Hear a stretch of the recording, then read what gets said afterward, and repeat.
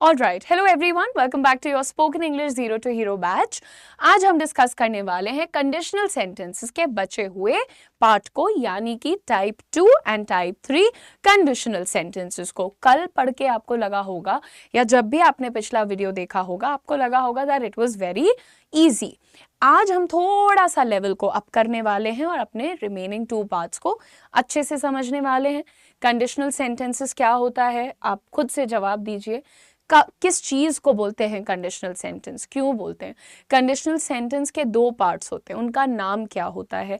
Type 0 conditional जो होता है उसके इफ क्लॉज में कौन सा टेंस लगता है और मेन क्लॉज में कौन सा टेंस लगता है। इसी तरह से टाइप 1 कंडीशनल जो होते हैं उसके इफ क्लॉज में कौन सा टेंस लगता है और उसके मेन क्लॉज में कौन सा टेंस लगता है। इसी तरह से आज हम देखेंगे कि हमारे जो टाइप 2 कंडीशनल्स हैं उनका क्या गेम होता है, ये कौन से टाइम पर यूज होते हैं। यानी कि type 2 conditional is used at a time that is now और एनी टाइम। देखो ये कितना ज्यादा जीरो कंडीशनल जैसे हैं। जीरो कंडीशनल हम कब यूज करते हैं? अभी या ऑलवेज के लिए। बिल्कुल वही चीज कह रहा है टाइप 2 कंडीशनल भी, नाउ या फिर एनी टाइम। एनी टाइम या नाउ के हिसाब से ये यूज होते हैं, लेकिन एक कैच है इसमें, सिचुएशन इज अनरियल। जैसे तुमने वहां पे एग्जाम्पल लिया था कि अगर आग को छूते हैं तो जल जाते हैं, ये क्या है? ये एक रियल कंडीशन है। लेकिन टाइप 2 कंडीशनल में हम अनरियल कंडीशन की बात करते हैं, जो कि शायद इस दुनिया में सत्य नहीं है या संभव नहीं है।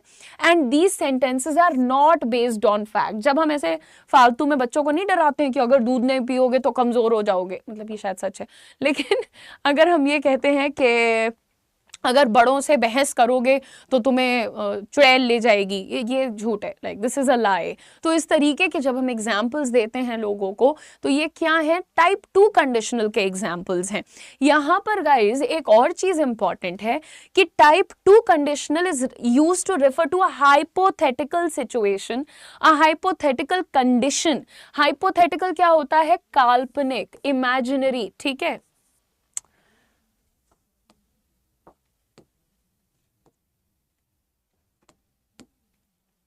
काल्पनिक,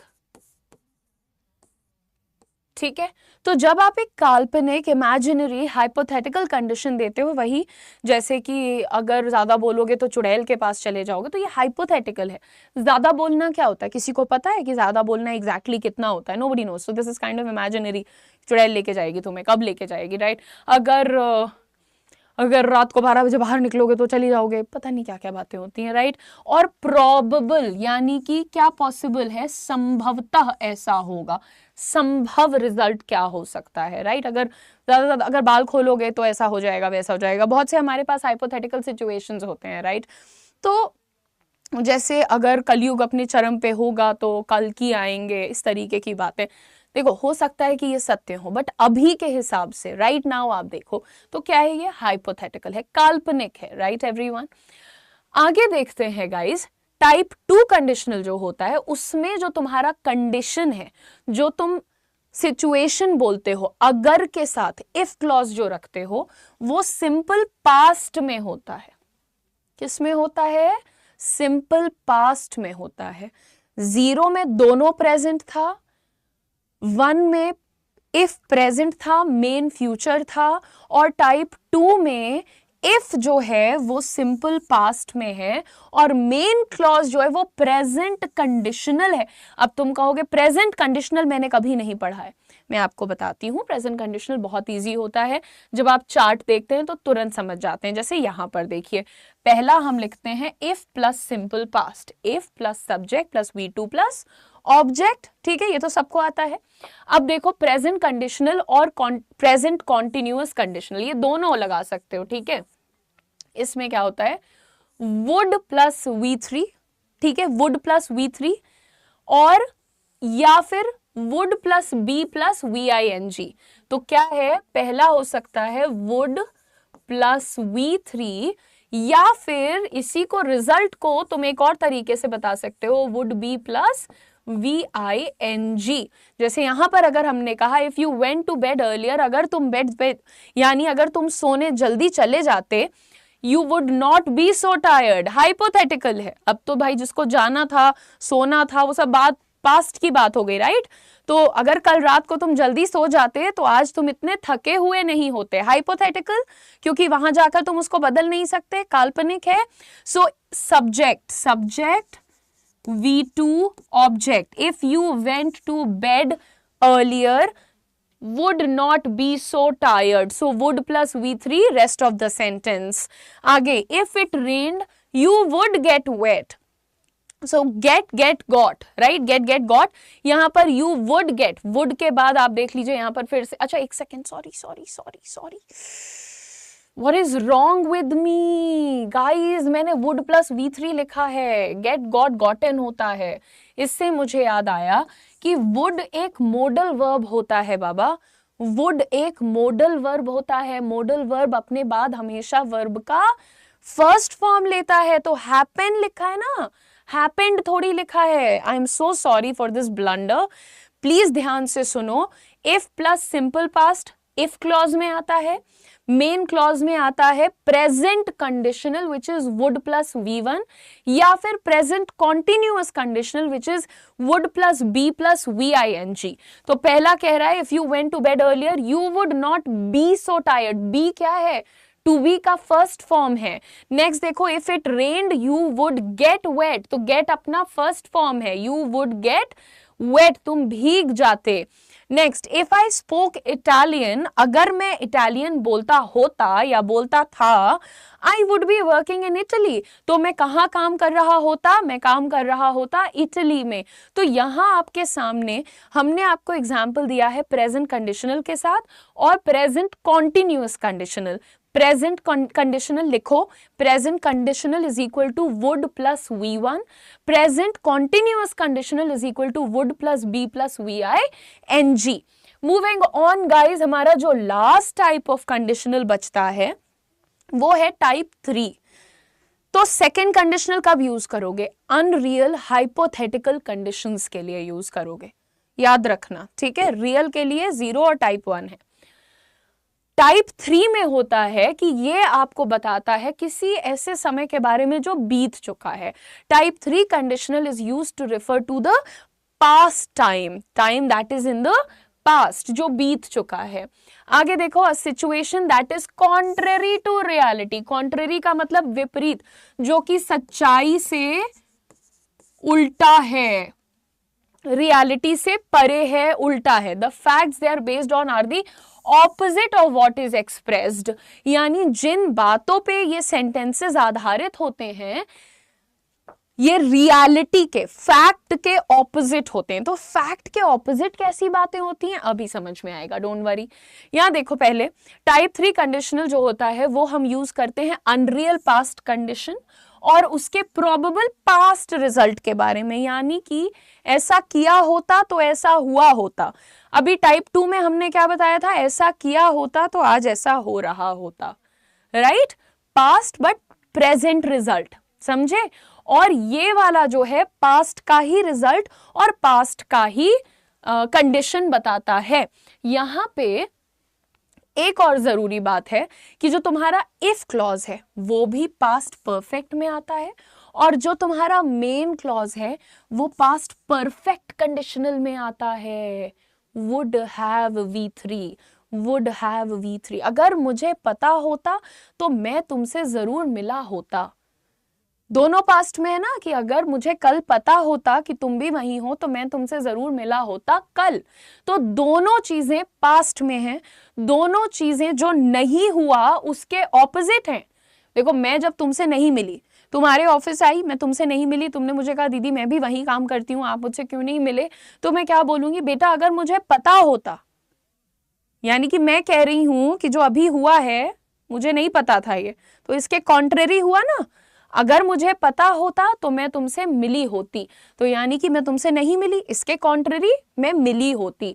तो जो चीज रियलिटी है, फैक्ट है, इसके बिल्कुल ऑपोजिट की बात पास्ट में जब करते हैं तो टाइप 3 कंडीशनल को यूज करते हैं। मेन क्लॉज में पास्ट परफेक्ट यानी कि subject plus had plus V3। यार ये तो तुम्हें आना चाहिए अब तक, ठीक है।